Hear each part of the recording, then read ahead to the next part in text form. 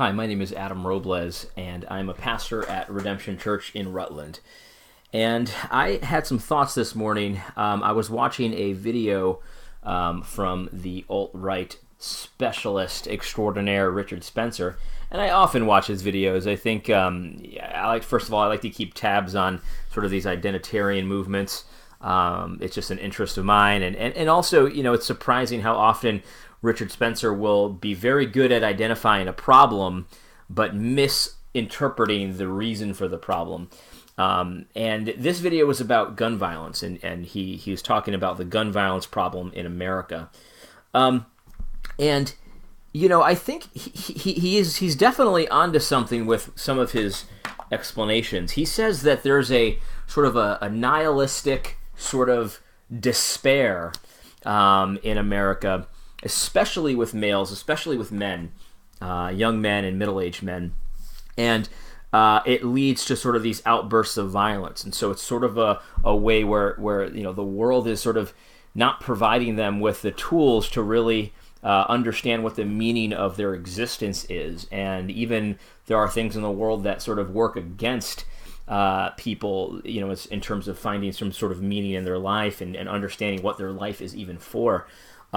And so, sort of a desperate sort of attempt to sort of make something of their lives, some people will lash out in violence. And not everyone who has this sort of nihilistic despair lashes out in violence, but there are different various ways that people do lash out. And he says that that's sort of the reason for the gun violence that you see. Now, Richard Spencer would also say that there's a racial layer to this as well. And that's where I think he goes off the rails. I mean, I think Richard Spencer very often will explain something in racial terms that ought to be explained in spiritual terms. But this is something that I think is important, because if you look at the gun violence in America, a lot of times you'll see these numbers that aren't really quite explained. You'll see something like in 2016 there was 33,000 gun-related deaths. And that's all the information that you have. And that might be a true number, but it actually really hides the situation that we're facing. And if you see that number, if you're like me, you would think, oh, wow, there's 33,000 murders done by guns. And that's actually not the case at all. In fact, in 2016, there was only 17,000 total murders, not just guns, just every kind of murder you can think of. Now, I say only, but 17,000 obviously is a huge number. But if you have got one person saying there's 33,000 gun-related deaths and 17,000 total murders in the same year in the United States, you might wonder, what's the disconnect there? And the disconnect is that the vast majority of gun-related deaths are suicides. And that is a ridiculous statistic. And if you look at the suicide statistics, what you'll see is that by far, males are the ones who kill themselves, and by far it is white males that kill themselves. In fact, in 2016, there was 45,000 suicides, which is a ridiculously sad and huge number. 70% of those were white males, and 50% of those were done with a gun.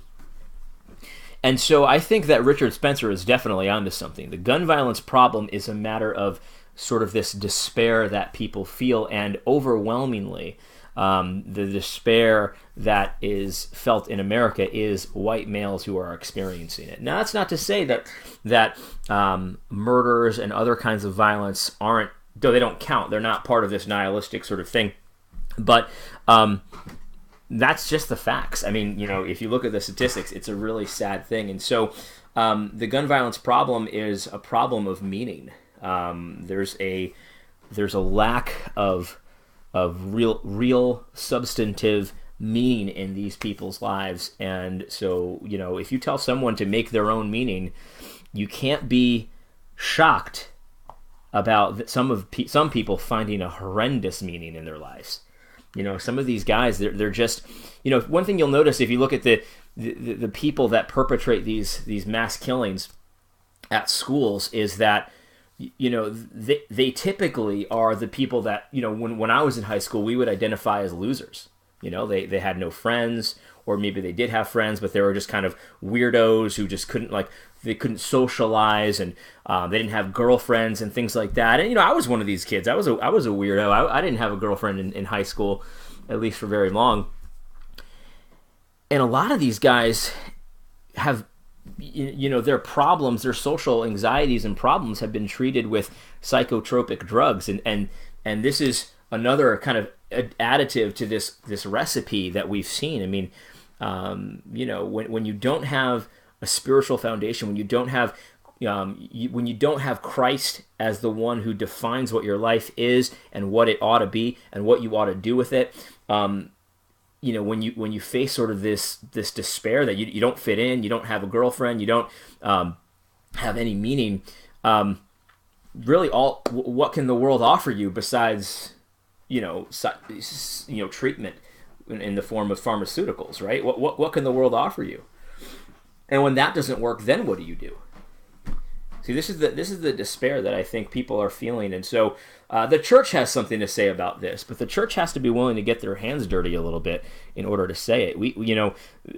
The weirdos at school, that don't have any friends and don't have a girlfriend and stuff like that, they need to hear something besides, life is what you make it. Because that doesn't mean that doesn't give you any direction, because some people want to make something good in life and other people want to do horrendous things.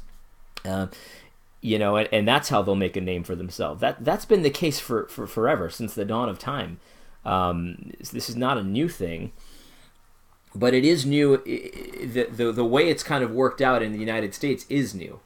I think that the reason why white males kill themselves more than any other group in the United States is because there is an absolute turn in the United States against whiteness and against males. And I don't think it's that shocking. I mean, you see it's so acceptable to sort of belittle men and belittle white people. It's so acceptable to sort of rob them of any kind of identity. I mean, you see it. I mean, if you identify as a white nationalist, you're a pariah. But if you were to identify as a black nationalist or something else, you'd be a hero. Honestly, I don't have any sympathies for any of these identitarian groups, but there is an inconsistency there. There's no question about that. You can't have white pride. You have to be ashamed of your whiteness. And so I don't think it's a surprise that these middle-aged white men are offing themselves in record numbers. I think that, our world is telling them that they don't matter. Their opinion doesn't matter. And a lot of them are willing to, are able to overcome that and to sort of say, well, I don't care what you have to say. But a lot of them aren't. And that's a sad thing. And so, the gun violence problem in America, it's not what you think. In fact, murder rates are put it this way: the world is safer today than it has been ever before. That's just a fact. But that doesn't mean that it's a good thing. Doesn't mean that it's totally safe. It doesn't mean that we don't have a problem. We do have a problem. It's just that we're not really willing to talk about the real core of the problem. The core of the problem is spiritual, and that's just the bottom line. What's the cure to nihilism? You know what I mean? Richard Spencer, I would assume, I have never spoken to him, but I would assume his cure to nihilism is sort of this finding your identity in whiteness and pride in whiteness and things like that. Well, I think that's stupid.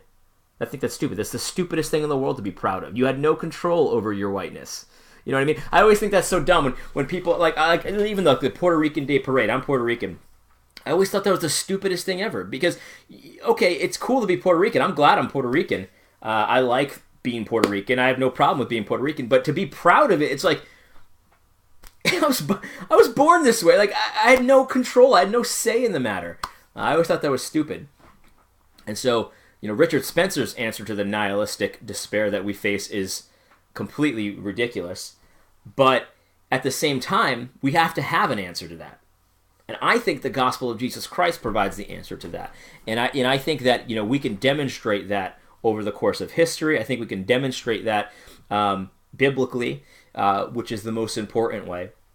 But we need to understand what we're facing when people have this sort of despair in life.